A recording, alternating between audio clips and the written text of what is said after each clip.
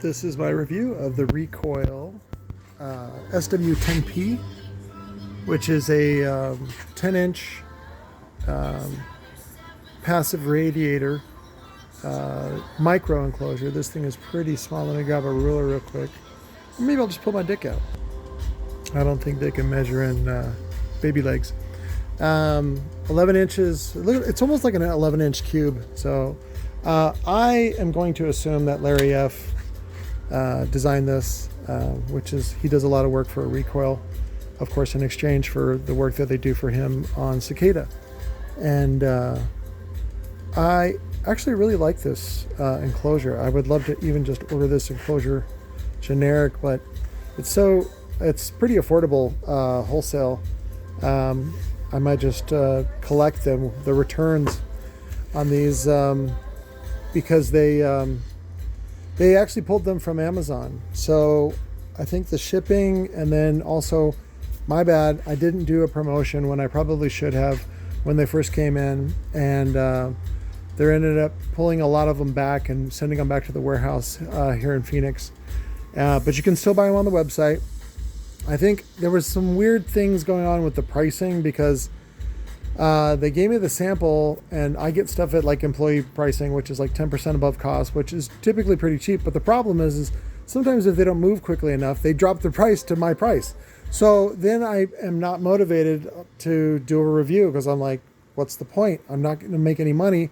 And because I'm so strapped for rent and costs, I tend to prioritize my stuff. And of course, you know, nobody really cares about me.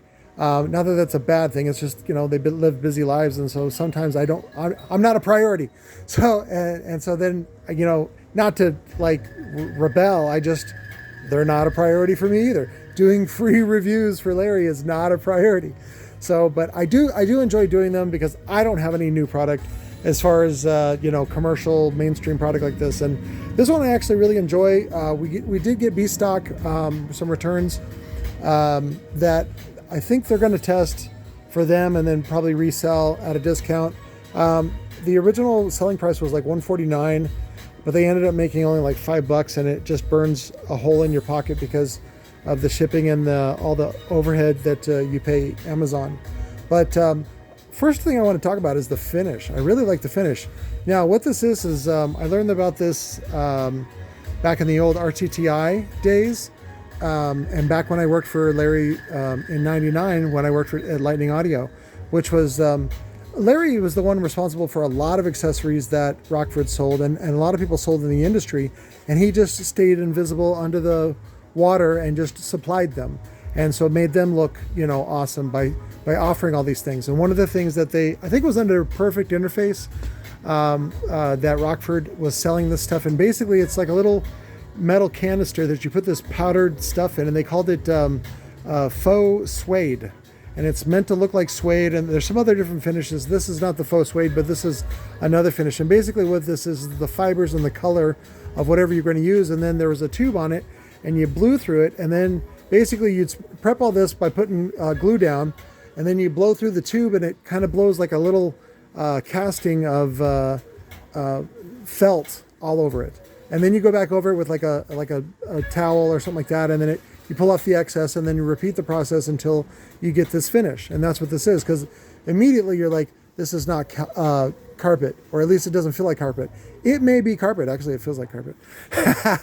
But that reminded me of the process that Larry had introduced to companies like Rockford, who wanted to get into the accessories business. So yeah, actually I think this is just a really, really soft carpet, because you can see the splits right there. Relief lines, as they put it in there. So, oh, that was the other thing too. If I'm wrong, please correct me. I mean, don't do it in a rude way, but do it like in a playful thing. Somebody had recently complained that I was bashing on JL, and I was like, whatever, I don't care. And then the CAF guy, was it Car Audio Fabrication guy? He actually did a tour for JL, and I was surprised about how many SKUs they actually make in America. Again, not that it makes that any better. It's just, it was interesting. I think the reason why they don't want to send a lot of stuff over to China is because it gets knocked off real easy, right? Because the security is not, it's pretty lax over there. And they're like, hey, you want to make an extra 100 grand? They're like, yeah. And then they just knock it off and then they sell it. So, but I'll do another video on that, because I actually really like that video. It's kind of boring for most people, but I thought it was kind of interesting, the way to look at some of the things that they had to do in order to survive as far as a domestic manufacturing facility, which is rare, especially for car audio. But anyways, back to this one. This is review. They do put the stuffing in there. It doesn't really do anything, of course, and they staple it in place. There's the board. I don't know if this is the factory fuse, but if it is, then that would mean this is about a 300 watt amp, which is too small for this footprint. A 300 watt amp would put off more heat, especially if it's class AB. I don't think it's class D. We can look at it. It might be. I don't think so, but it does have the transformers here. This might be an inductor, output inductor. I don't know if it's an input inductor or output inductor. Let's see how close it is. No, it's probably an output inductor, so it's probably a little class D amp. I think that's really the only way to tell, because typically if it would be power related, it would be closer to the power input. I will ask Larry F though.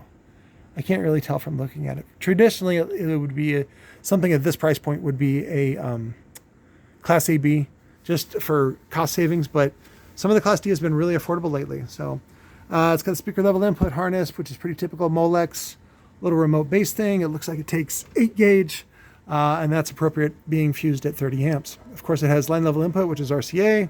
Here's the heat sink. I wish it was vertically oriented so that the heat would come off it. But if, again, it's a Class D, most of this is just to hold the guts. It's not really to get rid of the heat. But again, I will talk to him. The woofer that came out, we tested this one I actually sold, and the guy's like, hey, this thing's fucking blown.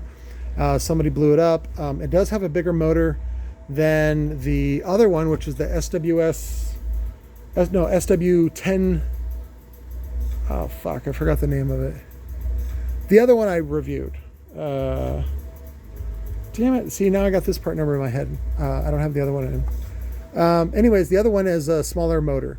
This one has a hardier motor, which makes sense, being in such a smaller enclosure. However, as you saw with that other guy, I forget that guy, he's got an accent. He did the testing on the 10W6 and showed you the difference between sealed, ported, and then passive radiator. And really what's great about a passive radiator is you can make this box really, really, really small. And as long as the passive is tuned properly, you can get really, really small. So here's the passive. It looks, of course, just like it. It is just like it. Uses the same cone, same cap. I do like that it's generic, so that if you wanted to do some debadging, you could. And they left the branding just on the amp, and then of course on the grills, which that is just a decal. You can strip that off really easy. This is weighted, but they don't use a spider on it, which I thought was interesting. But that, of course, is to give it as little resistance as possible, so you can get away with using as little added mass as possible, which also keeps shipping weight down. If you go with a spider, then it adds more resistance, and then you need to add your mass in order to get the tuning frequency correct. So I'm going to do a second video here using this as my model to show you guys how to tune a passive, and I do have some passives for sale for cheap if you guys want to buy those. So, but as far as this goes, it looks like it's about a 250, 300 watt sub, 300 watt amp, and then it uses a passive. It sounds actually really good. And I think they have them again. I'm not gonna step in that puddle of mud anymore. I'm gonna go by what was quoted on the Amazon site when they were selling them, which was $149 shipped. So for $149 shipped, this thing is an 11-inch cube for the most part, under 1 cubic foot. It is really compact, it's powerful, and it's good enough for most people, including your mom and your sister, and even a bunch of guys that are on a budget and want something good and basically want to try something new. So, and again, I'm looking for someone. I haven't looked into this one because this one is actually a working unit. I want to get one with a blown amp to see how well. Is it a decal? Oh, it's a decal. Ooh, I like that. So then that decal should just peel off. And as long as this anodization hasn't been exposed too much to UV, it won't leave a ghost. But what you want to do is peel that recoil off so it doesn't have a, what's it called? A relief, like a relief map where it's textured, and then you can put a decal right there. right across it. In fact, you can even do a black background with something else and then put it over there. And then presto, it's debadged. And you can resell it for basically compared to the Sunfire. Even though the Sunfire, let me show you the Sunfire. Let me pause this real quick and show you the difference between the Sunfire and this one. So big difference. This is the Recoil one, which is 300 watt, and this is the 1000 watt.